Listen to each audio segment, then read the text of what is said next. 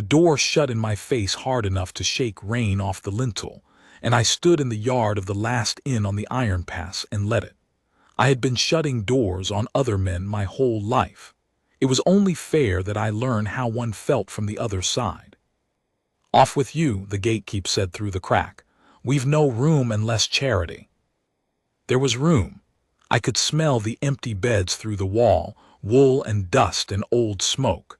But there was no charity, and that was the true thing, and it was the thing I had ridden 400 miles of my own kingdom to find.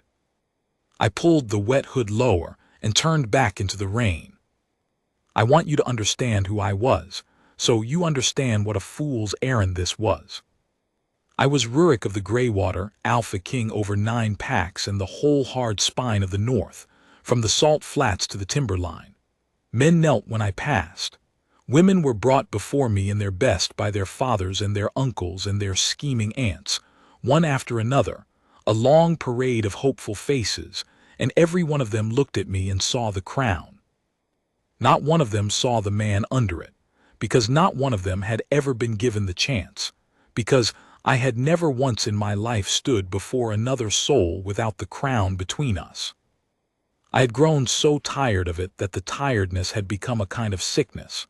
My council brought me a new daughter of a new house every moon. My steward drew up alliances. My wolf, that had once run the ridgelines for the sheer joy of the wind, had gone quiet and heavy in me, like a fire banked so long it had forgotten it was fire. So one gray morning I took off the crown. I left it with my swordmaster, an old bear named Halbrand who had never once flattered me, and so was the only man I trusted to hold it. I put on a drover's cloak with the nap worn off it and boots with the heels gone crooked, and I rode out alone into my own country dressed as the lowest thing on the road, a road dog, a high tramp, the kind of man doors shut against. I told Halbrand I meant to see what my kingdom looked like when it didn't know I was king. What I meant and could not say even to him was that I wanted to stand in front of one living person with nothing, no crown, no name, no power, and see if there was anyone left in the world who would be kind to me for no reason at all. 400 miles, and my answer so far had been the back of every hand in the north. Thornhollow was the last town before the pass climbed into rock and weather, and it was a mean little place, wind-scoured, built of gray stone the color of a cold sky. A way-station inn, a smithy, a shrine gone to moss, a scatter of houses hunched against the mountain.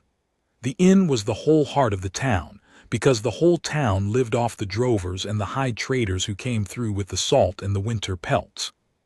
It was the kind of place where a hard man could make himself a little king, if the true king was far enough away. And the man who had made himself a little king here was named Osric. I did not know his name yet that first night. I only knew that when I gave up on the front door and went round to the yard to beg a corner of the byre out of the wet, 3 of his men came out of the stable with a lantern and a cudgel and drove me off it, laughing, one of them catching my arm across a broken car trail, so it opened a gash from wrist to elbow that I felt go hot in the cold.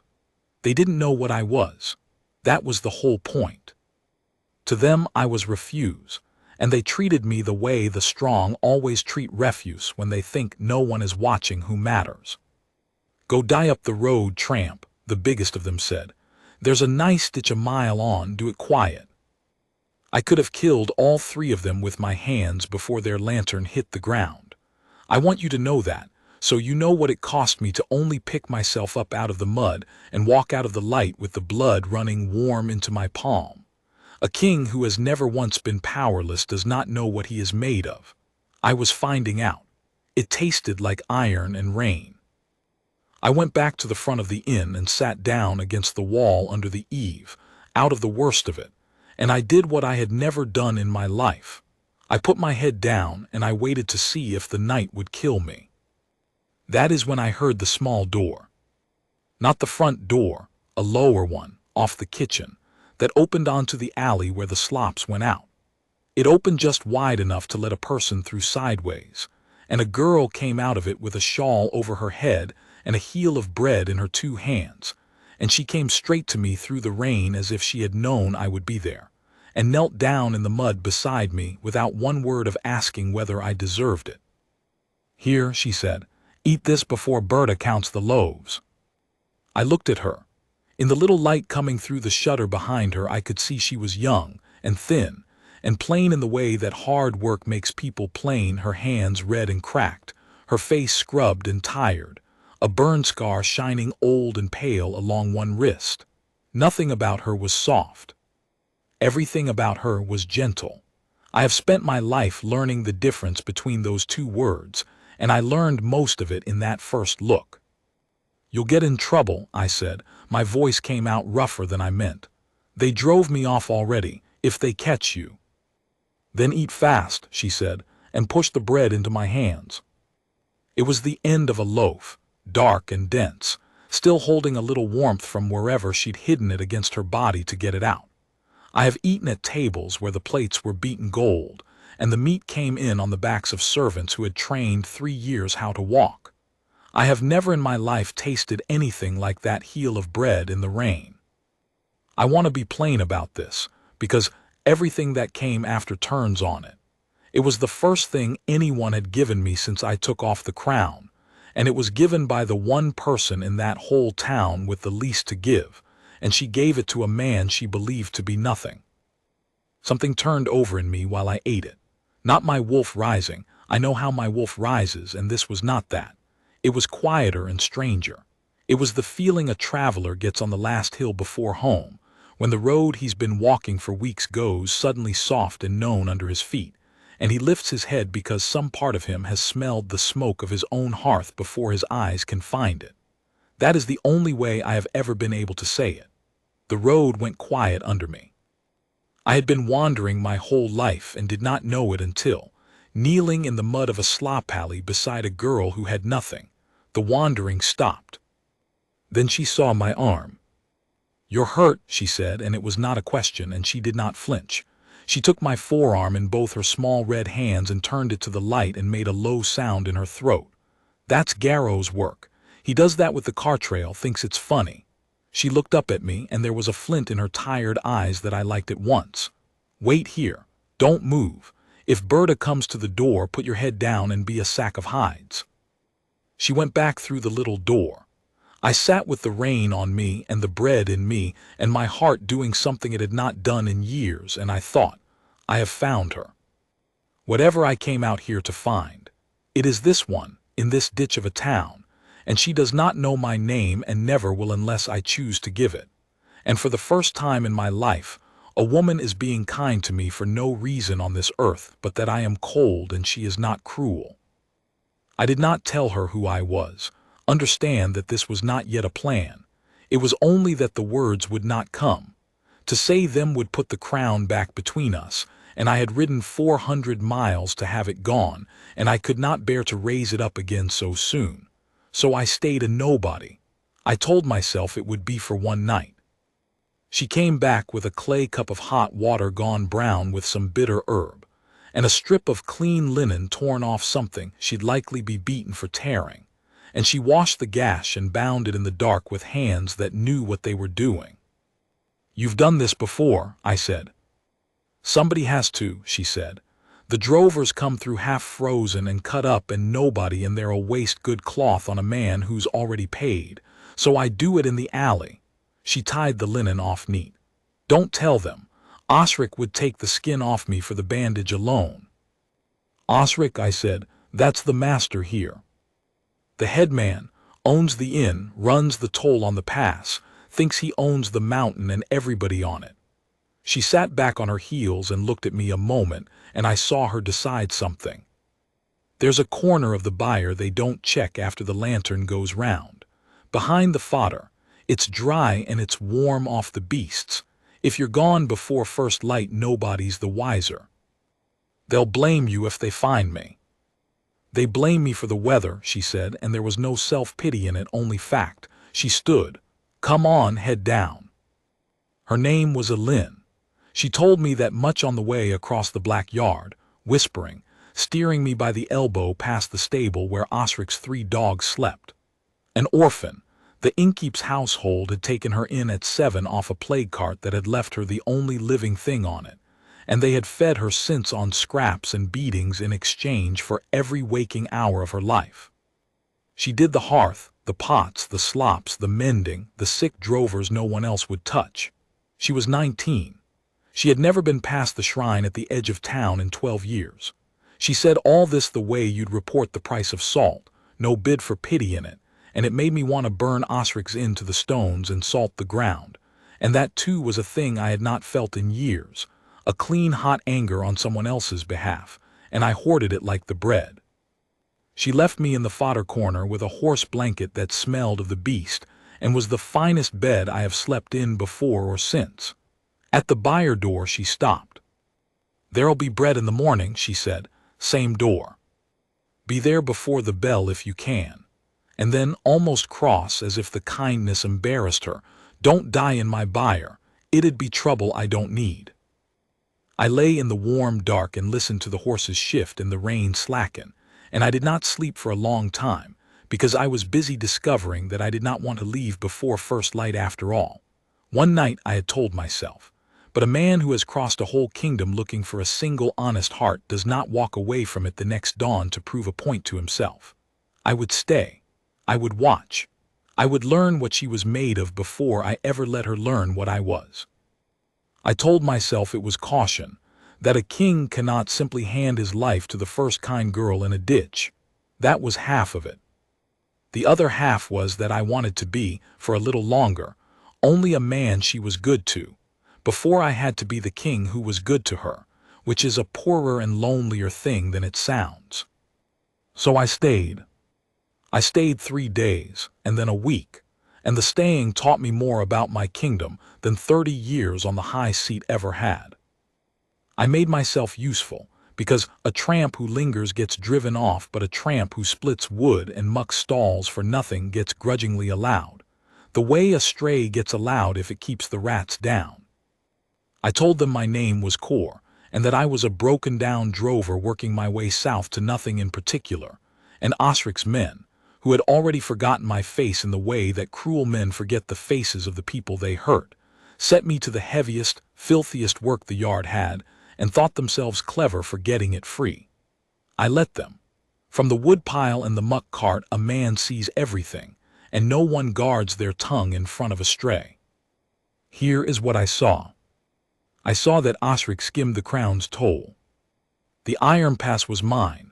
Every pass in the north is the crown's, and the toll on it is the crown's, collected in the king's name and sent down to the king's treasury to keep the roads mended and the passes cleared in winter, which is the whole reason a poor town like Thornhollow is worth anything at all.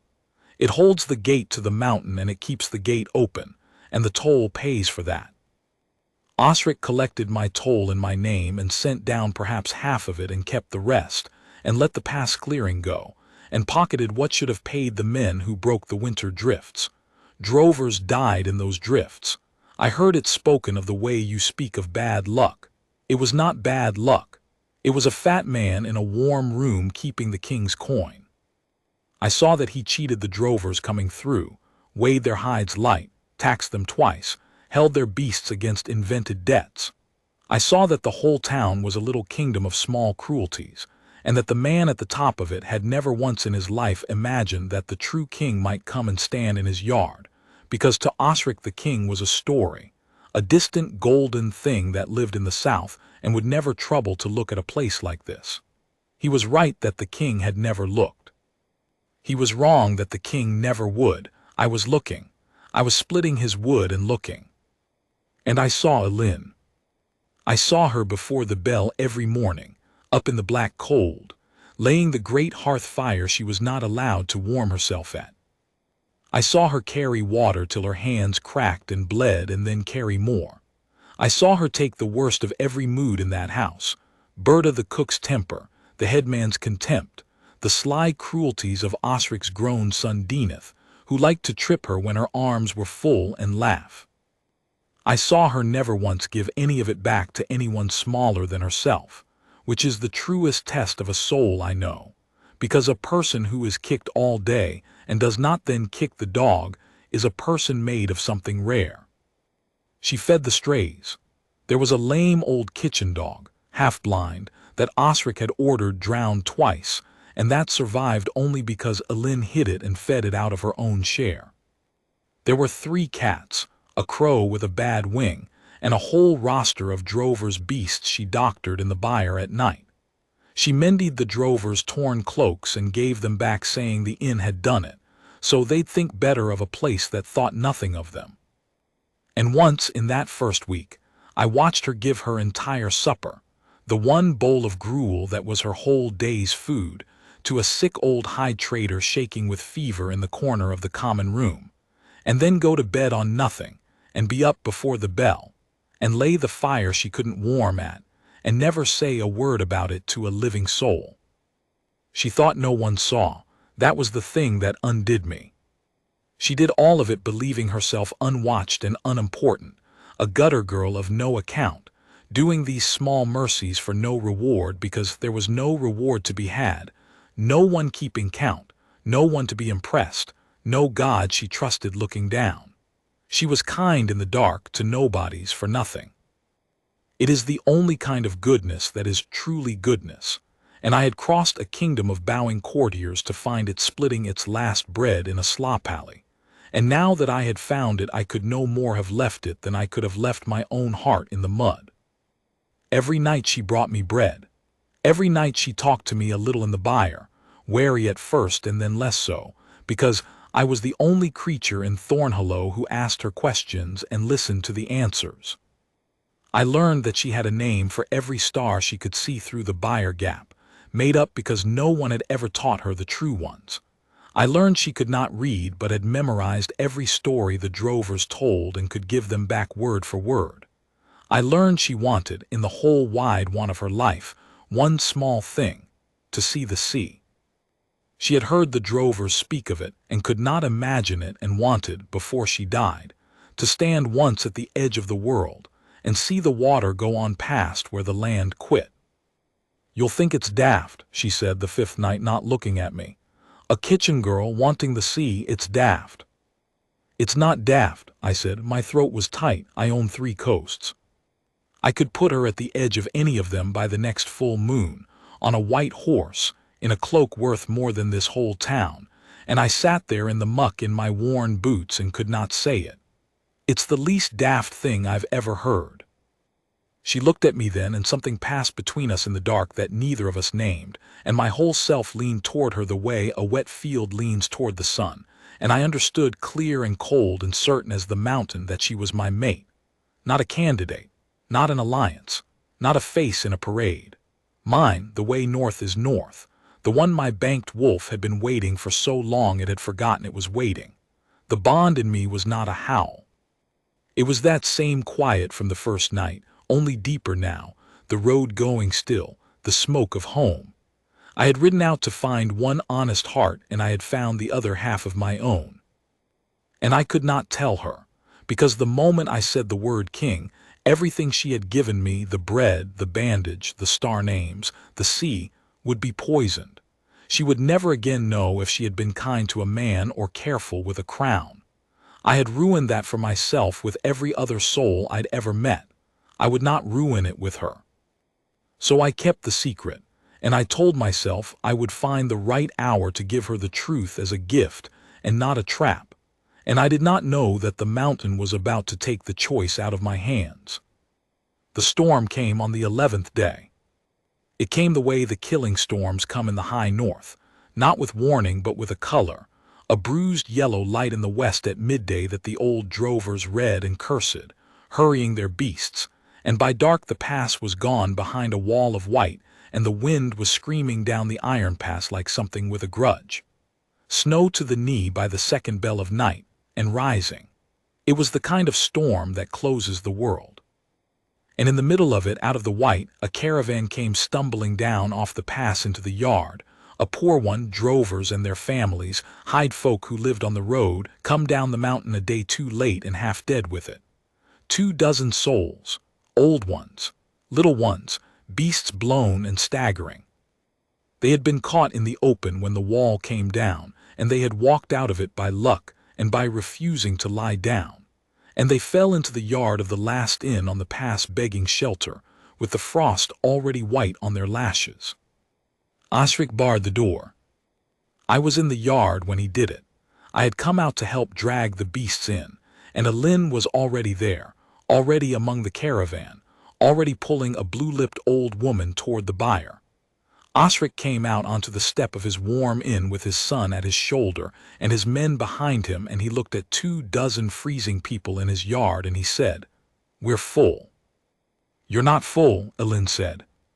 She had straightened up out of the snow with the old woman in her arms, and she set it flat across the yard, and I saw the whole household go still, because the ash girl did not speak to Osric ever. "There's the whole loft and the common room and the byre. There's stores enough. They'll die out here, Osric. There's little ones."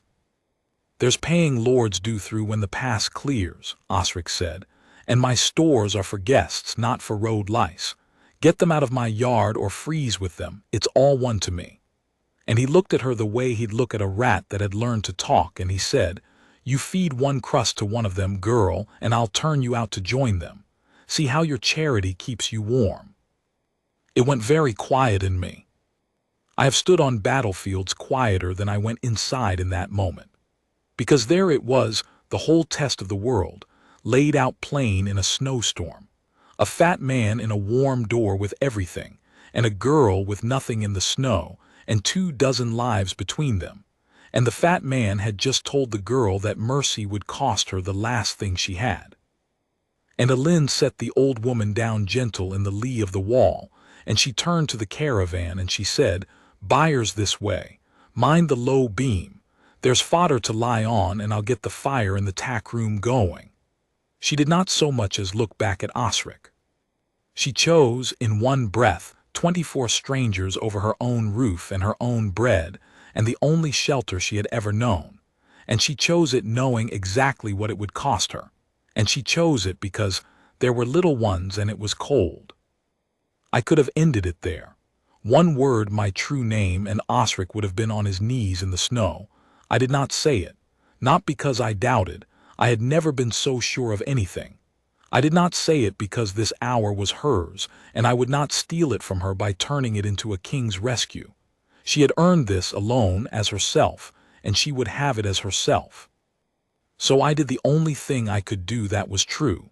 I put down my head and I went to work beside her, one more nobody, and we saved them together through the dark. I will not pretend it was easy or clean. It was the hardest night of my life, and I have fought wars. We got the beasts in and the people in, and the tack room fire going. Alin robbing Osric's own woodpile with a face like flint, daring anyone to stop her, and no one did, because there is a kind of moral certainty that even cruel men cannot look straight at. We thawed the old ones by the fire, and rubbed the feeling back into small blue feet, and got hot water and the herb broth Alin knew into 24 bodies, through the worst of the cold. Twice she went back out into the storm, once for a drover child's dog that had bolted, which she would not leave because the child was screaming for it, and which she found half buried and carried inside her own shawl. And once near dawn, when we realized the count was short, and a young mother had gone back out looking for a strayed son, and Alin went into the white after her with a rope round her waist and me on the other end of it, and brought them both back, the three of us crawling the last of it on our hands and knees under a wind that wanted us dead. When the gray light finally came up, dirty and cold, 24 people were alive in Osric's byre who would have been 24 frozen shapes in the yard, and it was because of a kitchen girl who owned nothing and had risked all of it twice in the dark, for people who could never repay her and did not even know her name. I stood in the byre door in that first light with the storm blowing out, and I looked at her asleep sitting up against the fodder with the drover child's rescued dog in her lap, and a stranger's baby against her shoulder, and the burn scar on her wrist and the frost still in her hair, and I made the only decision a man in his right mind could make. I would take off the disguise. I would give her the truth, not as a trap now, but as a crown to set on the head of the one soul in my kingdom who had earned it without knowing there was a crown to earn. I would do it that morning, gently, in words she could bear. The mountain, having taken so much, gave me one mercy. It did not make me find those words, because that was the morning my wardens came. They came up out of the south on the cleared low road 2 hours after the storm blew through, a column of the Greywater Guard in the gray and silver, 40 riders, and at their head old Halbrand, my swordmaster, with a face like the last day of the world, because I had been gone a week past when I'd said I'd return, and he had done the only thing he could do, which was to come find his king. They came up the road into Thornhollow with the crown's banner snapping in the last of the storm wind, and the whole town poured out into the yard to gape at more armed men than they had seen in a lifetime, Osric among them, fat and important, come out to bow and scrape to whatever great lord had troubled to visit his little kingdom. And Halbrand rode into the yard, and his old eyes went over the crowd once, fast, hunting, and found me filthy, unshaven, in a drover's rags with a stranger's blood dried on my sleeve, standing in the mouth of a byre, and the old bear went down off his horse and onto one knee in the snow mud of Osric's yard so hard I heard his old joints crack, and 40 riders behind him came down off their horses and knelt in one long ringing crash of steel, and Halbrand bowed his gray head and said, in a voice made to carry across a battlefield, "My king." You could have heard the frost fall. I watched it go across the yard like a wind across a field. I watched Osric's face, the bow half made, the smile still on it. I watched him look at the kneeling guard and at their banner and at their eyes, all fixed on the tramp in the byre door, and I watched the thing arrive in him. I watched the man who had barred his door against 24 freezing souls, who had beaten a girl for a bandage, who had skimmed the king's toll and let drovers die in the drifts he wouldn't pay to clear. I watched him understand that the road dog his men had opened on a cart trail and set to muck his stalls was the Alpha King of the North, and had been in his yard 11 days and had seen all of it. He did not kneel so much as fall. His legs went and he came down in the mud, and his son came down beside him, and then the whole household, Berta and Deneth and Garrow who'd cut me and the 3 yardmen, down in the muck with their faces white, and the whole town of Thornhollow behind them going down like grass, until there was no one left standing in that yard but me, and my guard on their knees in a ring, and in the byre door just waking, a kitchen girl with a stranger's baby on her shoulder, staring at the man she'd fed in the alley, her whole face coming apart. Cor, Elin said, just that, my false name. A question and a grief and a fear all in one small word, because she was already doing the arithmetic that I had dreaded her doing. The bread, the bandage, the star names, the sea, the whole soft dark of the last 11 nights. And she was already deciding, I saw it, that it had all been a lie, that she had been a fool, that a king had sat in her byre and let her make herself ridiculous over him, and that now she would be turned out to freeze for the crime of having been kind to power without knowing it. I could not let her stand in that even a heartbeat longer than it took me to cross the yard. I did not go to Osric. I did not so much as look at Osric, though he was groveling my true name into the mud and would answer for every coin and every drift death before I was done with the North. But that was later. That was justice, and justice could wait its turn behind the thing that mattered. I walked past all of it, past my kneeling guard, straight to the byre door, and I stopped in front of the one person in Thornhollow who was not on her knees, because she was too stunned to kneel and because, I swear to you, I would not have let her. My name is Rurik, I said low only for her. That much I lied, I'm sorry for it, everything else was true. Her mouth worked. You're they, she couldn't say it, all this time you were. A man you were kind to for no reason on this earth, I said. Which is the one thing I rode 400 miles to find and never found once in my whole life, until a girl came out into the rain with the last of her bread. My voice was not steady. Kings are supposed to have steady voices. I did not that morning. I didn't tell you because the moment you knew, You'd never again be sure you'd been kind to me and not to the crown. I couldn't bear to lose it, so I kept it too long, and I'm sorry, and I'll spend as long as you'll give me making it right." She was shaking. "Why are you telling me this?" she whispered. "You'll go now, great lords go, you'll ride off and I'll be turned out for having."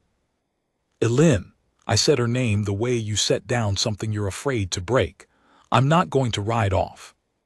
I came out here to find one true thing in my kingdom. I found it in a slop alley in the rain, and I have watched it for 11 days give away every scrap it owns to people who could never pay it back. And last night I watched it walk twice into a storm that wanted it dead to save strangers. And I am not," my voice cracked clean through, "I am not fool enough to leave it in a byre and ride home to a court of people who love my crown." I took off my drover's cloak, the worn one with the nap gone, and I did not have my king's cloak. It was 400 miles south. So I put that poor rag around her shoulders instead, over the baby and the dog and all, because a man covers his mate with what he has, and what I had was a tramp's cloak, and it was the truest thing I owned. And I went down. In front of my guard and the whole groveling town, the Alpha King of the North went down on one knee in the mud of a way station yard to a kitchen girl in a beggar's cloak. And I did the one thing no one had ever thought to do to her in her whole life. I asked. "I have no right to ask you anything," I said. "You owe me nothing and I owe you everything. But I would have you for my Luna and my queen, and I would put you at the edge of the sea by the next full moon and let you name every star with its true name or the names you made up. I don't care which. And I would spend the rest of my life being kind to you for no reason on this earth but that you are cold sometimes and I am not cruel. If you'll have me. Only if you'll have me. You have always had a choice, even when the world pretended you didn't. You have one now." The yard was so silent, I could hear the byre thatch dripping. Elin looked down at me, the Alpha King in the mud at her feet, and I watched her understand, slow and disbelieving, that it was not a trick, that no one was going to laugh, that the arithmetic came out different than she'd feared, that she had been kind to a man, and the man had turned out to be a king. And the king had come out here in rags precisely because he wanted to be loved as a man, and had found in her the only person who had ever done it. She looked at the bread-giving and the bandage and the star names from the other side now, and saw them for what they'd truly been, not foolishness. A courtship neither of us had known we were in. She knelt down. Not to bow, she came down to my level in the mud so we were eye to eye, the baby still on her shoulder, and she reached out one red cracked hand and touched the dried blood on my sleeve where Garrow's rail had opened me the first night, and she said, in a voice like the flint I'd loved from the first, "You should have let me clean this better. It'll scar." "Let it," I said. "I want the scar." "Daft," she whispered, and she was crying and half laughing, and the road went quiet in me one last time and stayed quiet home at last. A king, in my byre, wanting a scar. She pressed her forehead to mine there in the mud in front of the whole kneeling world. "Yes," she said. "Yes, you great daft road dog. Yes. I would tell you about the rest, but the rest is only the world catching up to what had already happened in that yard." I made Osric answer for the toll, coin for coin and drift death for drift death, and the answering was hard and it was just, and I will not pretend I did not take a cold satisfaction in the face of the man, who had barred his door against little ones, learning that the king had watched him do it. The pass is cleared every winter now, in truth and not in ledger, by men who are paid. The drovers weigh their hides on the king's own scale, and the last inn on the Iron Pass has a new keeper who was, before, the sick old hide trader Elin gave her whole supper to on a night she thought no one saw. I saw. I make a point now of seeing. The 24 we pulled from the storm went south under the crown's protection. Every one. And the drover child who screamed for his dog carries a token now that opens any gate in the north. Because I have found that a man who was once turned away from every door likes to keep a few open. And Elin saw the sea by the next full moon, as I had sworn, from the cliff road above the western strand, on a white horse, in a blue cloak, with the whole gray water going on and on past where the land gave up, exactly as she had never been able to imagine it.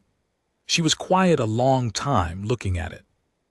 Then she said the true names of no stars at all, because it was daylight, and instead she reached over and took my hand, the one with the scar she'd given me leave to keep, and she held it and looked at the sea, and I looked at her, and I thought, I am the Alpha King of the North, and I have ruled 9 packs and cleared the passes and mended the roads and humbled the proud, and none of it, is worth what it was worth to be handed a heel of bread in the rain by someone who thought I was no one. That is the whole of it, and it is the thing I would have every soul in my kingdom know, high or low. I ruled the North for 30 years and never once found what it was for, until the smallest door in the poorest town opened sideways in the dark, and my whole life walked out of it with the last of her bread. I keep the scar. I keep the cloak, the worn one, folded in a chest more precious to me than the crown. And on the nights the wind comes down off the iron pass, my Luna and I lay the great hall fire ourselves, with our own hands, and she warms herself at it now, always, first of anyone, and we leave the small door open, and there is bread by it, for whoever comes cold out of the dark and thinks that no one sees. Someone does. I have made very sure of that. Someone always does.